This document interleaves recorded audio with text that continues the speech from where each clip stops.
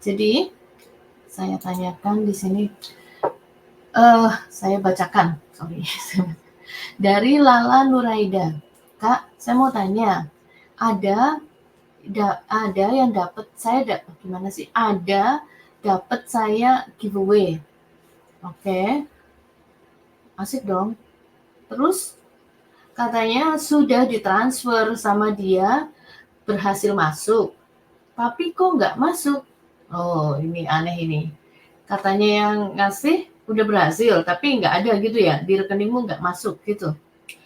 Katanya saya harus ada saldo dulu kakak 250 baru nanti otomatis masuk sendiri. Apakah itu penipuan? Bukan. Tapi dia minta nomor rekening aja. Oke. Lucu nggak sih teman-teman? Kalau misalnya ada orang mau transferin kamu gitu ya.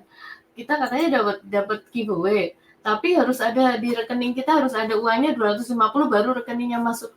Lah, ada-ada aja ini. Jadi buat Mbak Lala Nuraida, bohong itu Mbak, nggak ada itu. Namanya orang transfer, entah itu dari giveaway kah atau apa, rekeningmu cuma 10.000 atau apa juga, kalau memang transfernya beneran ya, bukan bohongan, bukan abal-abal, pastilah masuk uangnya gitu loh. Terus nanti kamu cek di saldonya, pasti udah ada, oh ini udah masuk gitu kan. Nggak harus saldomu, nggak harus 250, nggak harus saldonya minimal 1 juta, nggak harus itu. Oke? Jadi buat Mbak Lala, udah langsung aja Mbak, itu abal-abal, artinya dia tuh penipuan. Ya. Terus jadi kalian kalau ini siapa aja lah kalau dapat giveaway, kalau memang beneran ya, giveaway-nya itu bukan abal-abal, bukan bohongan, itu enggak, kamu ujung-ujungnya nanti kamu enggak dimintain data pribadi. Ya kan nomor rekening sama nama udah cukup kan? Ya kan? Terus kamu nggak perlu dimintain nomor KTP, foto KTP-mu, apalagi SIM-nya, paspor, apalagi. Pokoknya data pribadi tuh nggak akan ditanya. Kalau orang mau kirim, gimana sih?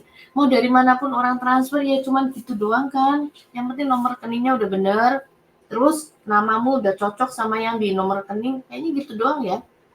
Gitu kan? Saya transfer dari mana? Dari Amerika aja saya cuma butuh itu. Infomu benar, namamu cocok sama nomor rekening, terus mungkin perlu email karena nanti untuk konfirmasi ya masuknya ke emailmu. Terus apa lagi? Nomor telepon. Biasanya nomor telepon untuk verifikasi. That's it. Itu doang. Lanjut. Hati-hati ya teman-teman. Selanjutnya adalah pertanyaan dari user.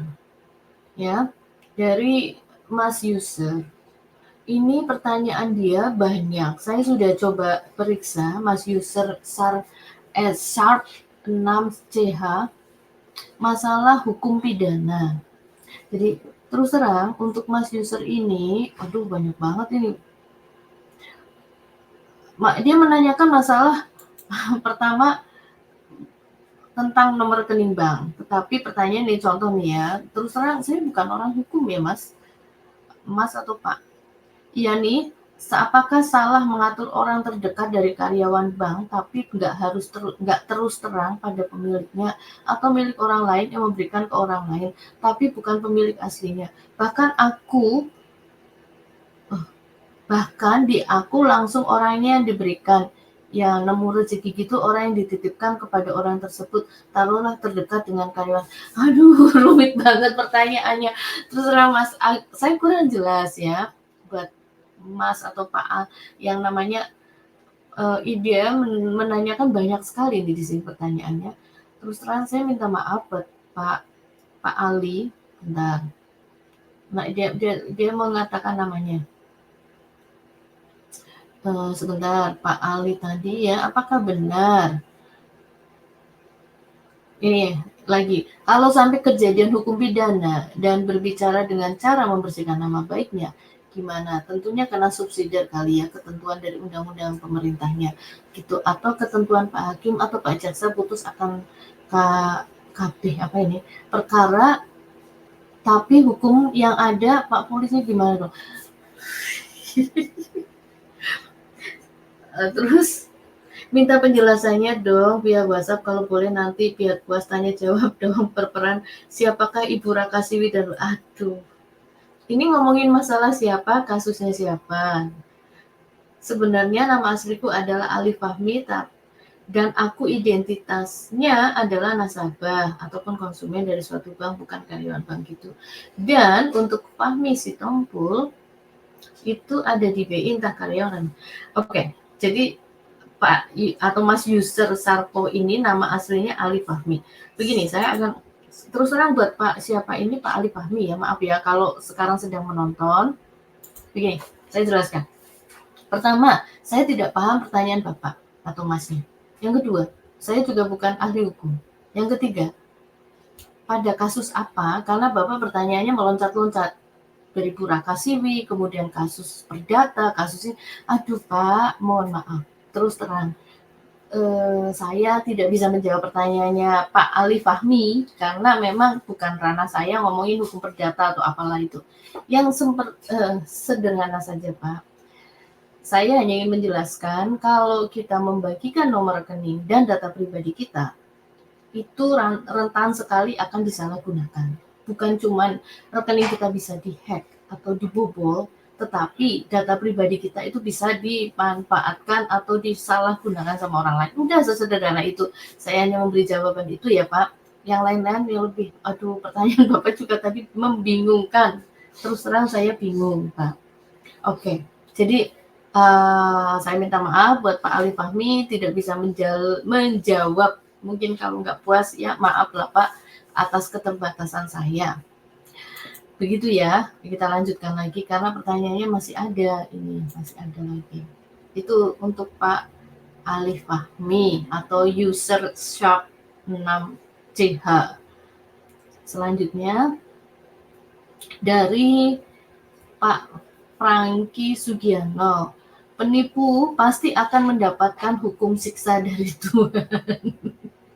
Iya Pak, betul. Buat Pak Franky, Pak Franky Sugiono, iya. Hukum karma lah ya, sesederhana itu. Tuhan pasti akan menghukum. Selanjutnya dari Mas atau Pak Heri Sugianto. Saya juga pernah ditipu oleh penelpon yang ngaku-ngaku teman saya, to the point aja. Orang itu meminta data dan nomor rekening bank saya. Terus gimana tuh berbahagia? Aduh maaf, berbahaya enggak? Bisa dikuras enggak uang saya di bank itu? Aduh, ini dia ini Pak, siapa ini? Pak Heri Sugianto. Jadi Bapak itu udah ngasih nomor rekening sama data pribadi. Waduh. Ada dua hal Pak, kalau udah terlanjur begitu, ini yang bisa kita lakukan adalah memberikan pengumuman gitu.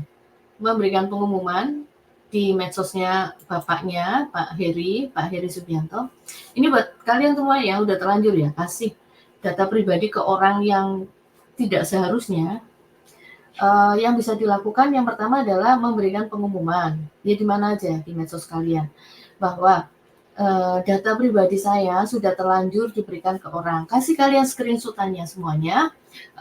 Begini, saya kecolongan atau saya ceroboh udah terlanjur kasih. Jadi seandainya ada orang menggunakan data pribadi saya untuk meminta uang atau pinjaman atas nama saya dengan menunjukkan data pribadi saya itu bukan saya ya, karena data saya udah terlanjur diambil orang. Nah, sekarang gimana? Sehubungan dengan rekening banknya. Rekening banknya udah diketahui orang dengan data pribadinya. Ya sudah Pak, saran saya, kalau masih ada dananya segera diamankan gitu loh. Berapapun saldo atau apa itu dananya, ambil, udah kalau gede pindahin ke rekening lain. Rekening itu udah nggak usah digunakan lagi, ditutup atau kayak gimana caranya, udahlah pakai rekening lain. Jadi udah dua itu. Oh iya, satu lagi.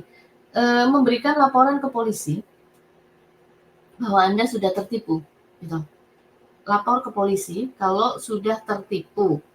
Jadi seandainya nanti ada pengaduan atau apa, kita sudah duluan, kita menunjukkan bahwa ini loh, saya sudah pernah melaporkan ke polisi bahwa data saya sudah pernah diambil orang segala macam.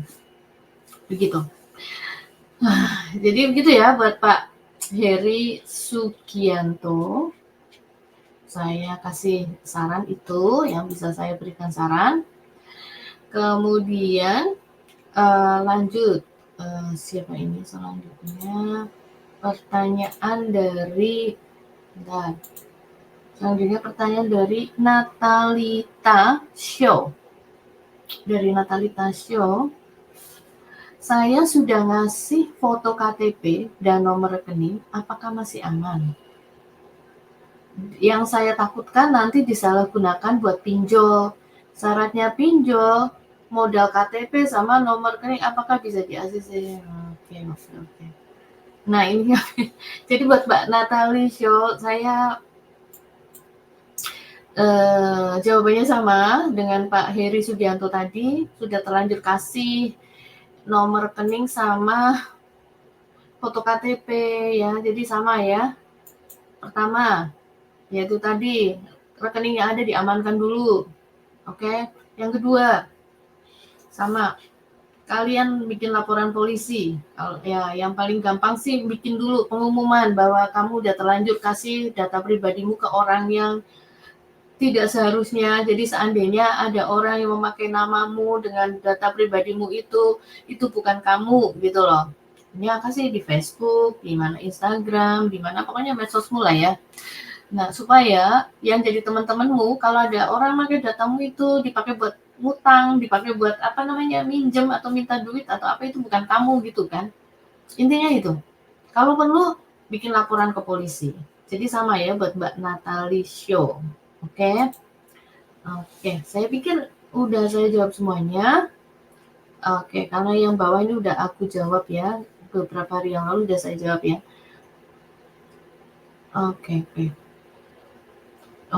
Ya, demikian teman-teman. Mudah-mudahan kalian jangan sampai lah ya, kalau nggak yakin nih, ini orang ini asli bukan, ini orang penipu apa bukan, kamu nggak yakin ya jangan langsung percaya gitu.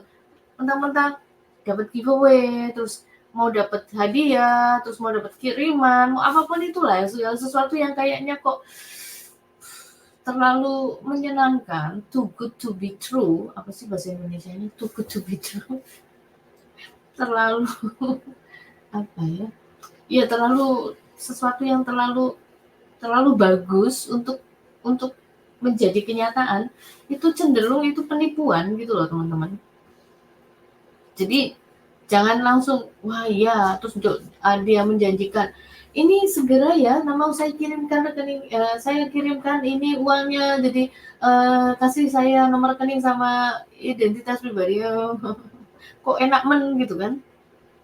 Malah itu penipuan gitu. Kalau sesuatu yang gitu itu penipuan, jangan main percaya aja. Coba kalau memang iya, diselidiki dulu, gitu teman-teman. Oke. Ngomong-ngomong saya mau update keadaan di Amerika. Sekarang ini udah dingin teman, jadi saya udah cenderung nggak main-main keluar lagi, di dalam rumah aja. Karena dinginnya tuh nggak tanggung-tanggung, dan saya mau bagiin keadaan di luar pakai apa namanya?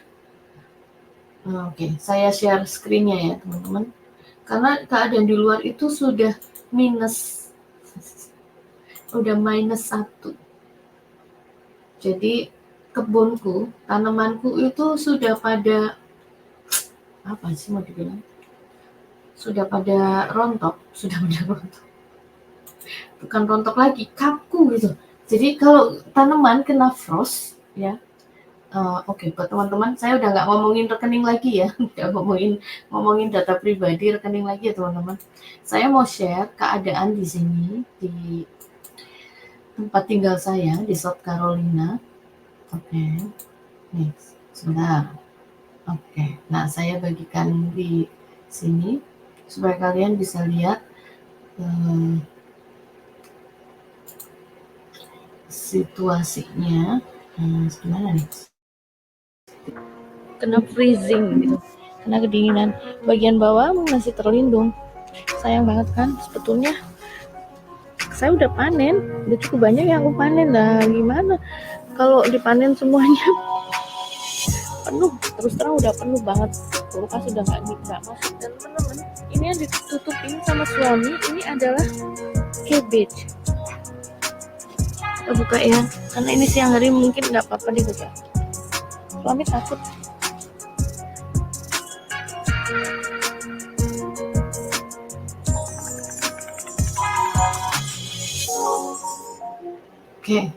Oke, gitu ya.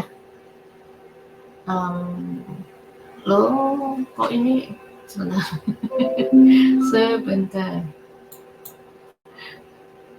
Oke.